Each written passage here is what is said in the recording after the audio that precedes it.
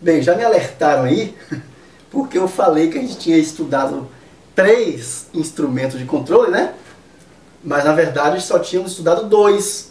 Nós só estudamos o recolhimento compulsório, primeiro instrumento, e estudamos o controle monetário através da negociação de títulos no open market. E eu disse a vocês, falei para vocês do redesconto, e disse a vocês que não é necessário para o concurso de vocês. Mas há um terceiro que eu achei que tivesse falado, mas não falei, vou ter que falar agora, que a gente não pode se esquecer dele. Este pode cair na prova de vocês, que é o controle do crédito. Controle do crédito. E a gente acaba também vendo aqui mercado de crédito, né? Alguma coisa sobre mercado de crédito. Quase não cai, mas às vezes costuma cair. Bom, ainda está... vamos aqui fazer uma rápida repetição, um rápido replay do que a gente está fazendo. O que estamos fazendo nesta aula? Estamos estudando política econômica. Dentro de política econômica, estamos estudando política monetária. E eu disse a vocês que a política econômica não é só isso. Então, tudo que a gente estuda aqui, a gente está estudando na condição ceteris paribus. O que é a condição ceteris paribus?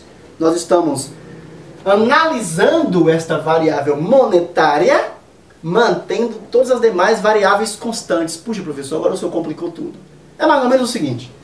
Ao estudar política monetária, tudo que eu disser aqui para vocês sobre política monetária, significa que a gente não está sofrendo influência de outra, pelo menos no nosso modelo, no nosso estudo, a gente não está sofrendo influência de outra política. Por exemplo, política fiscal, política cambial, ou estamos mantendo as influências delas constantes, né? Por que estou dizendo isso, pessoal? Porque quando eu digo a vocês que o governo, ao aumentar a taxa do compulsório, ele estará praticando uma política monetária contracionista, é verdade. Ele está contraindo, ele está enxugando o mercado, está retirando liquidez do mercado, né? E o governo, o Banco Central, tem lá suas razões, como por exemplo a inflação, como eu disse para vocês. Então, ao aumentar o compulsório, ele está enxugando, está retirando liquidez do mercado, está retirando a liquidez do mercado, deixando o mercado com menos dinheiro e, portanto, reduzindo o consumo. O que eu quero dizer é que, de repente, o governo faz essa política monetária de redução de moeda em circulação, mas ele pode fazer uma outra política, uma política fiscal, por exemplo, que pode, inclusive, de acordo com o nível da política fiscal feita, ele pode até anular essa política monetária. De repente, o dinheiro que é tirado em circulação pelo Banco Central através da política monetária, ele pode ser colocado através da política fiscal. Por exemplo, um aumento dos gastos do governo. Se o governo gasta mais, haverá mais dinheiro em circulação. Então, por isso que a gente fala em ceteris paribus. Quando eu estou falando de política monetária, dos efeitos da utilização de um instrumento monetário, né, numa política monetária, eu estou mantendo constante a política fiscal. Senão, o dinheiro que é retirado pela política monetária do governo, do Banco Central, poderia ser colocado, por exemplo, claro que isso não vai acontecer, mas poderia ser colocado pela política fiscal, o governo gastando mais, né? O Banco Central retira X bilhões de reais do mercado e o governo gasta X bilhões de reais. Então, a moeda que é retirada pela política monetária pode ser, claro, reservadas às situações que a gente não vai discutir aqui, mas pode ser compensada por uma política fiscal. Então, como a gente neste curso só vai ver política monetária, eu preciso fazer essas ressalvas aqui, porque pode ser que depois, ao tomar maior conhecimento com economia, vocês venham dizer, puxa, o professor não falou isso, então estou dizendo isso, tá? Então vamos considerar apenas a política monetária.